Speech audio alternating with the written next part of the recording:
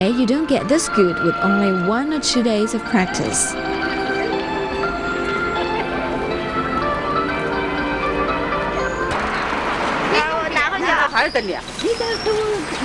The morning market usually only opens along the Yudao Street between 6 and 7:30. The farmers from nearby come to sell their fresh vegetables and other household items.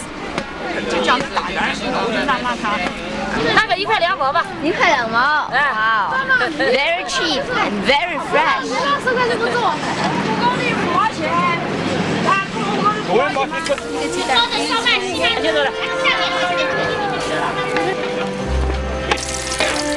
The old saying that the early bird gets the worm holds true here.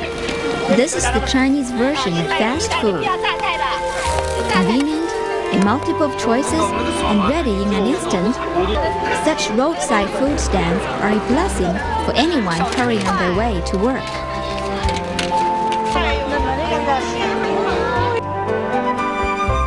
Even in the winter's time, the streets in Nanjing still look pretty. However, walking on the modern street of Nanjing amidst the traffic, it's hard to imagine the city's former glory. I went to the Nanjing Boyuan, or Nanjing Museum, to find one thing that most colorfully represents the past, the wonderful Yun brocade. At the museum, Mr. Jin Wen kindly served as my tour guide to give me a rudimentary explanation about the complex ancient skills. Yun means cloud, and the Yunjing literally means a brocade as beautiful as the cloud. The Yun brocade was only made for the royal family. Ordinary people wouldn't even have the luxury of looking at them. 云锦的工艺应该在古代这个历史上也是一个顶峰阶段的，所以说特别高级。你看像这样的云锦漆器，那么上面一个人我们称为提花或者织手啊，他是主要是把这个纹样提起来。下面一个人是织造，织造呢它有2个功能，一个要织出这个织物的基组织和缎织物做出来，那么同时呢它还要把这个颜色织进去。 The weaving procedure is complicated even to look at. And to know how complicated it is, one day's non-stop work can only produce only 5 centimeters of brocade. Not only do people care about the colors and the shine of the fabric, but even the sound the skirts make counts. Imagine how I would sound wearing a dress like this and walk by. Notice how the textile glimmers. Different lighting brings out different shades of royal gold.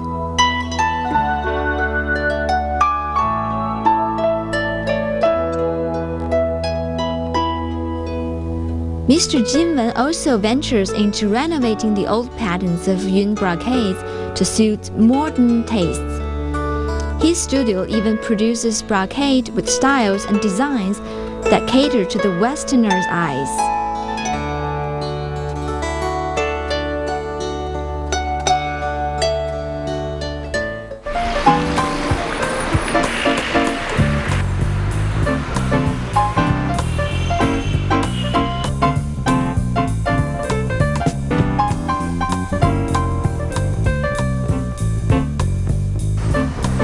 A total of 10 different governments and administrations had made Nanjing the seat of their capital. Among them, the Kuomintang government was the last one. Along this road, the Changjiang Road, which was named after the famous Yangtze River, you can still find many architectures built during that period, a very special time span in China's history. You could still find many buildings from that period, a time when the Western influences, including the notion of democracy and science, gradually swept into the Middle Kingdom. The changes of the mindset was reflected in the changes of architectural style. It was a most turbulent period of time in China, when the country was torn with civil war and countless revolutions.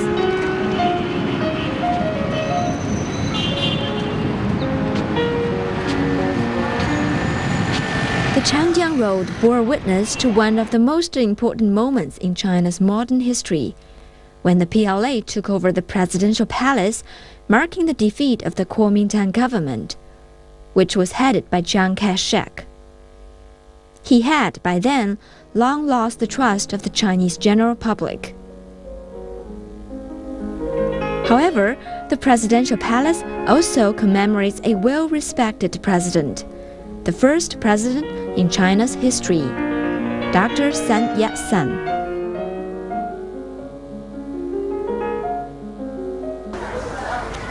On January the 1st, 1912, at 10 o'clock in the evening, Dr. Sun Yat-sen stood there and gave a short, brief speech, officially sworn in as the provincial president, marking a new era in China's history. Although Dr. Sun remained in office only for a very short time, 91 days in total, his presidency marked the end of the several thousand years long feudal system in China. And this building is where Dr. Sun Yat-sen lived during that 91 days.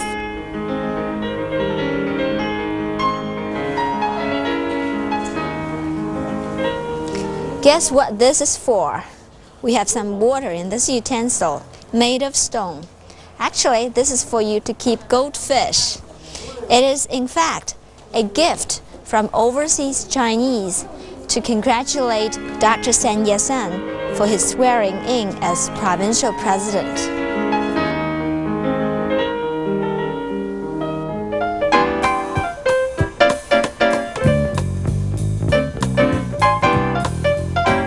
Today, people draw from this part of history and mix the past and present here. This area is known as Nanjing 1912. Sitting right next to the presidential palace, you can find all kinds of bars, coffee shops, restaurants, and clubs. It is the newest hotspot to be seen late at night.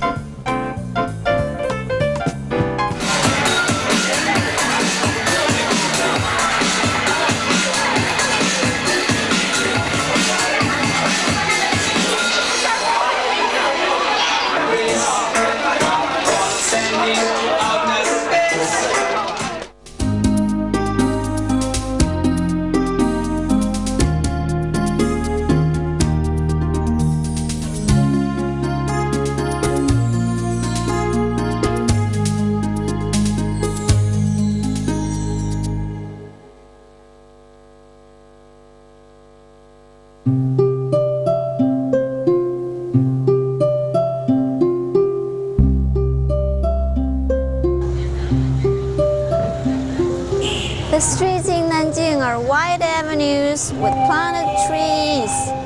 But now we are here at 1.5 hours away from Nanjing City at the old streets of Gaochun. We'll see what the streets used to be like.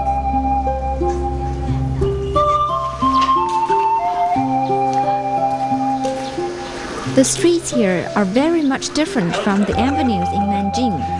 The basic structure of the street and buildings along the road still serve the same purposes they did in the old time. The doors that could be unloaded make sure that the shops are completely open to customers. To see a wooden gates like this, you'll know that's a shop that whatever passersby come over can take a look inside and check out whatever they want. And right beside it, we find wood stone gates with stone frames. And on the front, the menkar, this is what we call menkar, has two openings like this. That's for wheels that people can pull the carts inside. Such kind of gates indicate this structure used to be for a workshop. Inside, people would have been making soybeans or pancakes, whatever. And whatever animal that pulls the goods over would have been waiting outside and would have been tied like this. Wait.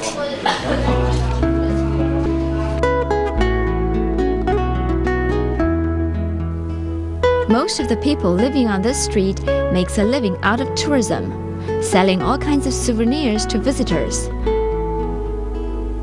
This is a small workshop that produces a kind of sweet cake made from rice powder. freshly made ones are especially tasty and moist.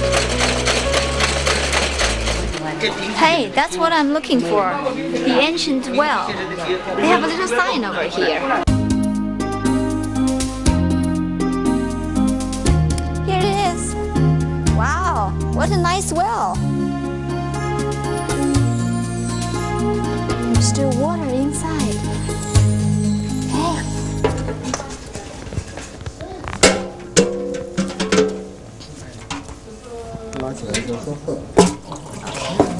The trick is that you have to swing it really hard.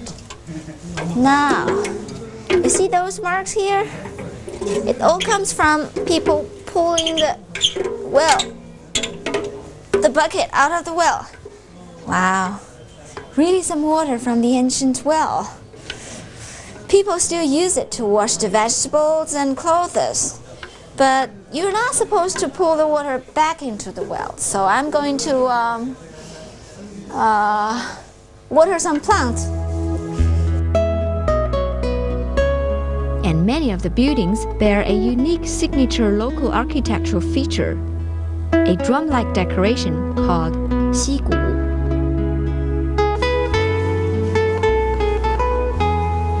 The old street is like a living museum, but it has its own folk art museum, like this one. On exhibition here are pictures of Taoism gods. Each one of them represents a star.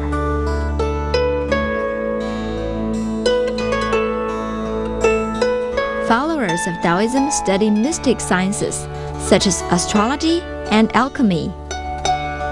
Each of these gods had his or her own characters and duties. For example, the North Star of Xuanwu is represented by a bull.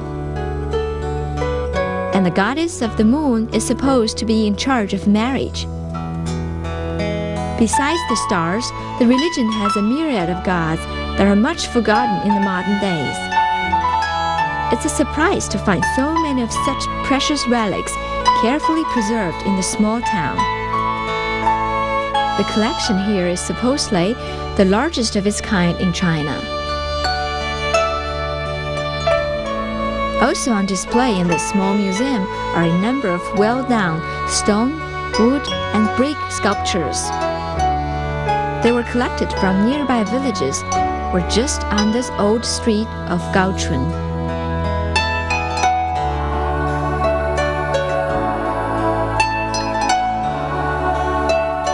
It's hard to get the true essence of a place just by a swirl-like visit. Not a small street like the Gaochun, not to mention the big city of Nanjing. But somehow I think I've managed to grasp a little bit of it, and I hope you've experienced it as well from watching our show. Actually, there's nothing exotic or very exciting about Nanjing. Everything's loaded with history and very traditional. But somehow I feel myself falling in love with the city after just a few days here. It is said the summertime in Nanjing is very, very hot. But I'm definitely coming back on a summer's day and to see all the streets covered with green leaves. This is Travelog and you're watching Street Special in Nanjing. I'm Liu Changying. I'll see you around.